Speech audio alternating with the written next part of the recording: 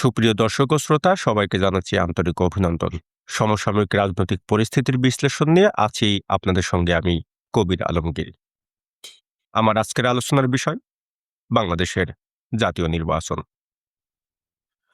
আগামী ১২ই ফেব্রুয়ারি দেশটির ১৩তম জাতীয় সংসদ নির্বাচন অনুষ্ঠিত হতে যাচ্ছে।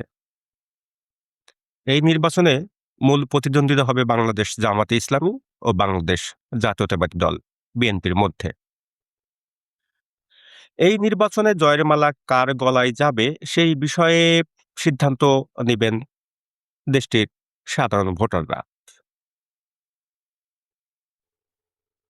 তবে দলের জয় পরাজয় নিয়ে নানামুখী জরিপ বিভিন্ন গণমাধ্যমে আসা শুরু হয়েছে। সর্বশেষ বেসরকারি পরামর্শক প্রতিষ্ঠান ইনোভেশন কনসাল্টিং একটি জরিপ প্রকাশ করেছে। সেই জরিপের ফলাফলে বিএনপি চেয়ারপারসন তারেক রহমানকে প্রধানমন্ত্রী হিসেবে দেখছেন জরিপে অংশ নেওয়া ৪৭.৬% মানুষ।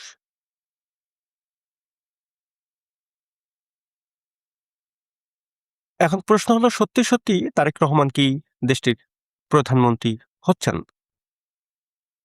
আসুন দেখা যাক জরিপের ফলাফল।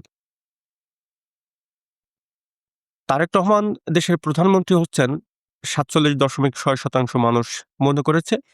এদিকে ২২.৫% মানুষ মনে করছেন জামাতের আমির শফিকুর রহমানই প্রধানমন্ত্রী হতে পারেন। গত ১৬ই জানুয়ারি থেকে ২৭ জানুয়ারি পর্যন্ত টেলিফোনে এই জরিপের কার্যক্রম চলে।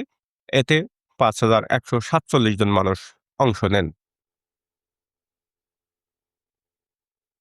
জরিপে অংশ নেওয়া ৯৩.৩% মানুষ ভোট দেওয়ার ব্যাপারে ইতিবাচক সিদ্ধান্তের কথা জানিয়েছেন। বাকি মানুষ ভোট দিবেন কি দেবেন না সে ব্যাপারে এখনো সিদ্ধান্ত নেননি। আমরা জানি যে জাতীয় সংসদ নির্বাচন এবং গণভোট একই দিনে অনুষ্ঠিত হবে।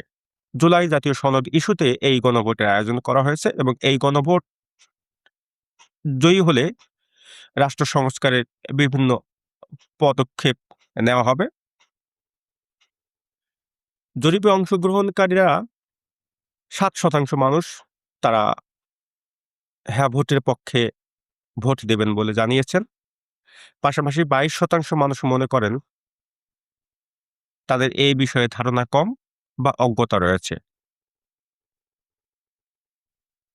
অন্তর্বর্তীকালীন সরকার অবাধ, সুষ্ঠু ও নিরপেক্ষ নির্বাচনের আশ্বাস দিয়েছে। এজন্য প্রয়োজনীয় ব্যবস্থা নেওয়ার কথাও সরকারের পক্ষ থেকে জানানো হয়েছে। জরিপে অংশ নেওয়া ৭২.৩% মানুষ মনে করে সরকার একটি অবাধ, সুষ্ঠু ও নিরপেক্ষ নির্বাচন দিতে পারবে। নিজ আসনে কোন প্রার্থী জয়ী হবে সেই বিষয়ে জরিপে অংশ নেওয়া ৫২.৯% মানুষ মনে করছেন তার নিজ আসনে বিএনপি প্রার্থী জয়ী হবে। এই জরিপের ফলাফল দেখে অনুমান করা যায় এই যে জরিপে ৫,১৪৭ জনের অংশগ্রহণ সেই সম্পর্কে একটা ধারণা দিয়েই বলা হচ্ছে যে জরিপের রেজাল্ট এটি হয়েছে। কিন্তু দেশে প্রায় ১২ লাখ ভোটার, এর মধ্যে ৪ লাখ তরুণ ভোটার। শেষ পর্যন্ত কোন দল জিতবে তা দেশের জনগণই ঠিক করবে। তারাই চূড়ান্ত সিদ্ধান্ত দিবে কার হাতে দেশ পরিচালনার শাসনভার তুলে দিবে।